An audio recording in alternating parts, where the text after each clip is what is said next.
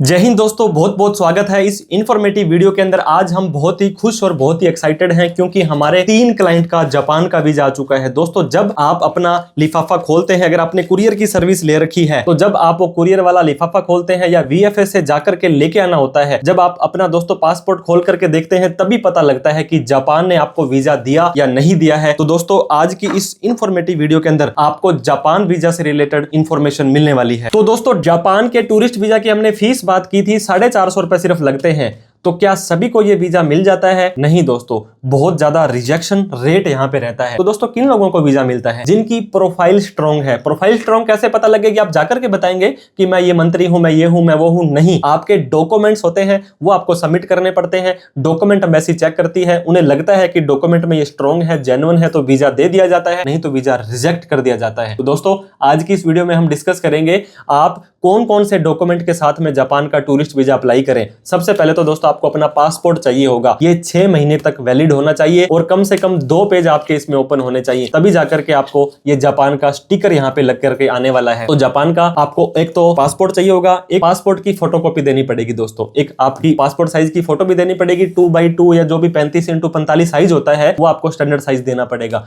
फिर दोस्तों, आपको एक लोकल आईडी देनी पड़ेगी, अपना PAN card, Aadhaar card, voter ID card, whatever जो भी आपकी इसके अलावा जो डॉक्यूमेंट है वो आपको देने पड़ेंगे। उसके बाद में दोस्तों क्या होगा, आपको एक एप्लीकेशंस होती हैं, वो वीएफएस की वेबसाइट पर जाएंगे या Japan embassy visa application 2 page का आएगा, उसको आप डाउनलोड करें, उस एप्लीकेशन को भर करके फोटो लगा करके वहां पे देना पड़ता है। इसके साथ में दोस्तों क्या होगा, आपको अपने जितने भी फाइनेंशियल डॉक्यूमेंट है, आप इनकम टैक्स की रिटर्न भरते हैं तो 3 साल की आईटीआर, कंप्यूटेशन बैलेंस शीट, हालांकि कंप्यूटेशन बैलेंस शीट वो कई बार आपको वापस दे देते हैं, लेकिन मान लीजिए आपके ओनली एग्रीकल्चर इनकम है और उसके ऊपर तो आपके 000 लिखा आएगा, तो उनको कंप्यूटेशन दीजिए, उनको बताइए कि मेरी ये देखिए इसका लगाना जरूरी है। बैंक की स्टेटमेंट की बात करें, सेविंग बैंक अकाउंट अगर आपके पास है दोस्तों, 1 है तो 1 लगा दे, 2 है तो 2 लगा दे, उनमें कम से कम 4 से 5 लाख रुपए आपके पास पुराना फंड अपना खुद की सेविंग पड़ी होनी चाहिए। ऐसा नहीं है कि आज आपने जमा करवा दिया और आप पहले आपके पास 5,000, 2,000, 500 रुपए, 50 रुपए पड़े थे और अब आपने ज्यादा लगा दी, तो ऐसा ना करें। 6 महीने की नहीं है तो 5 महीने, 4 महीने की भी हमने बहुत क्लाइंट्स की 3 महीने की भी लगाई है और उस पर भी वीजे आए हैं।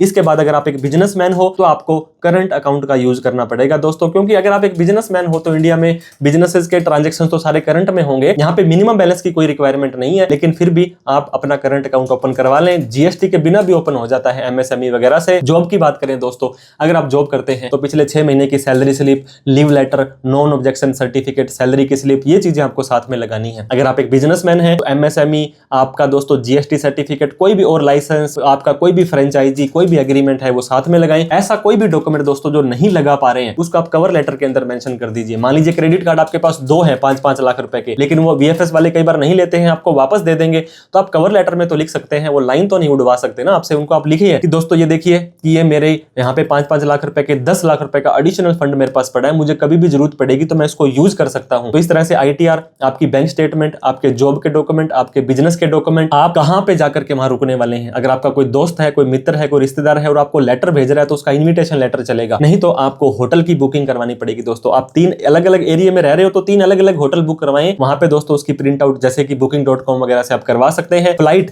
कौन से एयरपोर्ट से कौन सी फ्लाइट से जाएंगे और कहां पहुंचेंगे, कौन सी फ्लाइट से वापस आएंगे, तो डमी भी लगा सकते हैं, ओरिजिनल भी लगा सकते हैं, ये आपकी मर्जी है। इसके बाद कवर लेटर दोस्तों, ये आपकी एप्लीकेशन की जान होती है। ये कोई भी और डॉक्यूमेंट देखा जाए ना देखा जाए, लेकिन कवर लेटर को जरूर देखा जाता है। इसमें आप अपनी सारी की आगे पीछे की कहानी लिख देंगे कि मैं ये हूं, मैं ये करता हूं, मेरा ये जॉब है, ये मेरी बिजनेस है, ये मेरी फैमिली है। अगर आप आउट ऑफ इंडिया कहीं पर इंटरनेशनली घूमे हैं तो जरूर लिखें, नहीं घूमे हैं तो इंडिया के अंदर मैं घूमा हूं, मैं पंजाब, हरियाणा, उत्तर प्रदेश, मैं यहाँ गया हूं, मैं दिल्ली गया हूं, मैं गोवा गया हूं, उन सबको भी आप मेंशन कर देंगे, तो आपको ये लगेगा कि ये जेन्युइन ट्रैवल हिस्ट्री इस व्यक्ति की है। बड़ी ही पोलाइटली, बड़ी ही अच्छी तरीके से आपको ये बनाना पड़ता है। इसके बाद ट्रैवल आइटनरी होती है कि दोस्तों आप कहां कहां जाकर के किस किस दिन जाएंगे, कहां रुकेंगे, क्या घूमेंगे, आप बस से जाएंगे, आप मेट्रो से जाएंगे, आप बुलेट ट्रेन से जाएंगे, इन सब चीजों के बारे में भी बताना होता है। बाकी दोस्तों, एम्बेसी को लगता है कि ऐसा कोई और डॉक्यूमेंट आपसे मांगा जाएगा तो वो मांग सकते हैं। डॉक्यूमेंट के मामले में लीगल, लॉयल और स्ट्रॉन्ग अगर आप हैं तो दोस्तों आपके वीजा आने के चांसेस बढ़ जाते हैं। तो आज की इस वीडियो में हमने आपको बताया कि ये डॉक्यूमेंट आपके लगते हैं। तो दोस्तों, आप भी